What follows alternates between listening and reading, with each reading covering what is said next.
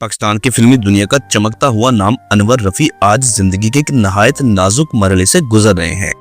लम्हा भर में सोशल मीडिया पर एक खबर वायरल होती है कि मारूफ बॉलीवुड प्लेबैक सिंगर अनवर रफी को अचानक तबीयत खराब होने पर इत्तेफाक हॉस्पिटल मुंतकिल कर दिया गया। खानदान के मुताबिक वो शदीद न्यूरोलॉजिकल मसले में मुब्तला हैं और आज सुबह उनकी हालत बिगड़ने के बाद उन्हें फौरी तौर पर हॉस्पिटल ले जाया गया।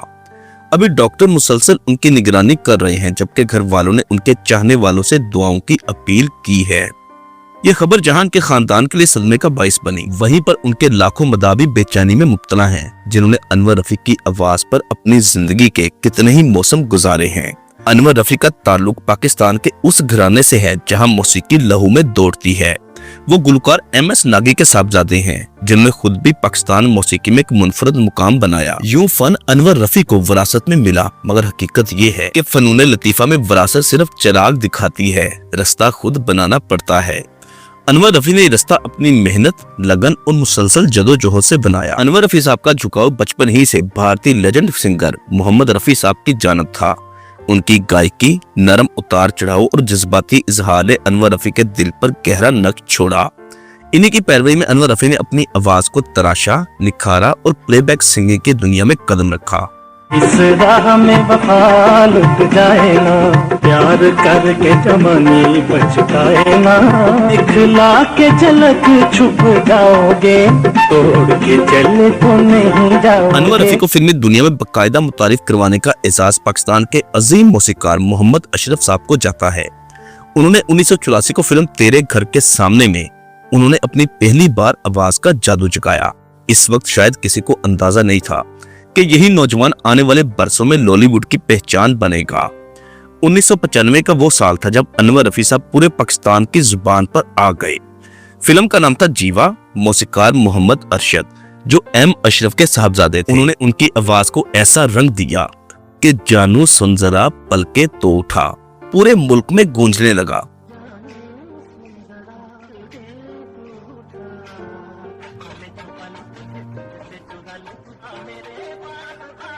ये गीत सिर्फ फिल्म में हिट नहीं हुआ, बल्कि बाजारों में बजा, गलियों में गाया गया, शादियों में चलता रहा और एक वक्त ऐसा भी आया कि ये कॉमन स्ट्रीट सॉन्ग बन चुका था। इस गीत ने अनवर रफी साहब को वो शोहरत दी जिसका हर फनकार ख्वाब देखता है। 90 की दहाई और 2000 के आगाज तक अनवर रफी साहब पाकिस्तान के मसरूफ तरीन प्लेबैक सिंगर में शुमार होने लगे।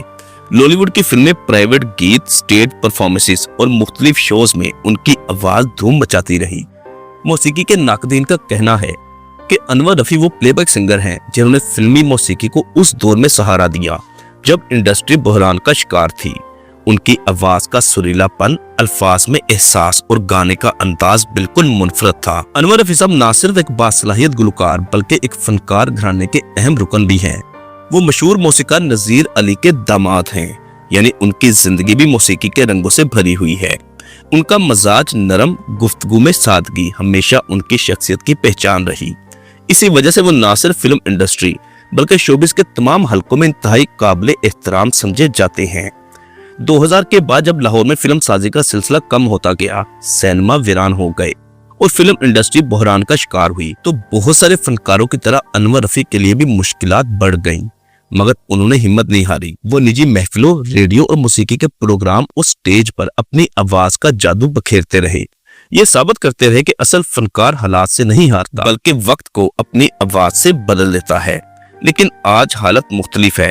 वो शख्स जिसकी आवाज ने लोगों के दिलों को गर्म किया, आज खुद जिंदगी की सर्द रात से गुजर रहा है। हॉस्पिटल में दाखिल अनवर रफी साहब के लिए पूरा पाकिस्तान दुआगो है। घर वाले और मदाद बेचैन हैं। हर तरफ से एक ही सदा सुनाई दे रही है, या अल्लाह अनवर रफी साहब को सेहत कामला अता फरमाए, आमीन।